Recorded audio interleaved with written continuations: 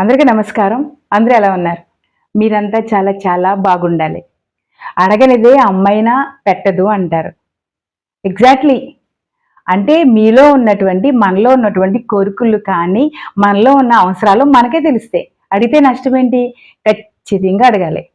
Second one ఏంటంటే, as it ఈస్‌గా God కూడా అడగనిదే మనకి ఏం చేయరు. ఇది జ్ఞాపకం పెట్టుకోండి. మీరు ఎన్ని మత గ్రంథాలు తిరగవేయండి, ఎంత ఆధ్యాత్మికవేత్తలను కలవండి, ఏదైనా చేయండి. కాస్త మనసు పెట్టి ఆలోచిస్తే మనకు అర్థమైపోద్ది. భగవంతుడు కూడా అడగనిదే ఏమి ఇవ్వరు. అది గాడ్ కాన్సెప్ట్.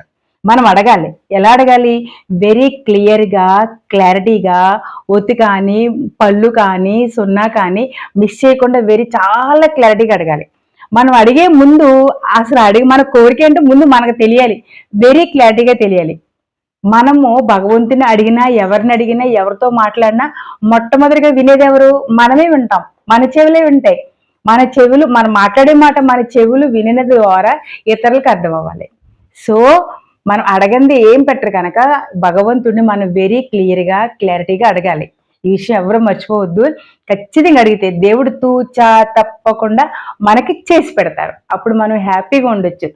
కోరిక వెంబడి కోరిక కోరుకుంటా ఉండి అన్ని కోరికలు భగవంతుని ద్వారా తీర్చుకుంటే చాలా హ్యాపీగా ఉంటుంది. మర్చిపోవద్దు, భగవంతుని అడగకుండా ఏమీ చెయ్యరు, అడిగితేనే చేస్తారనే విషయం ఖచ్చితంగా జ్ఞాపకం పెట్టుకోవాలి. Okay, thank you so much. Thank you for watching this video.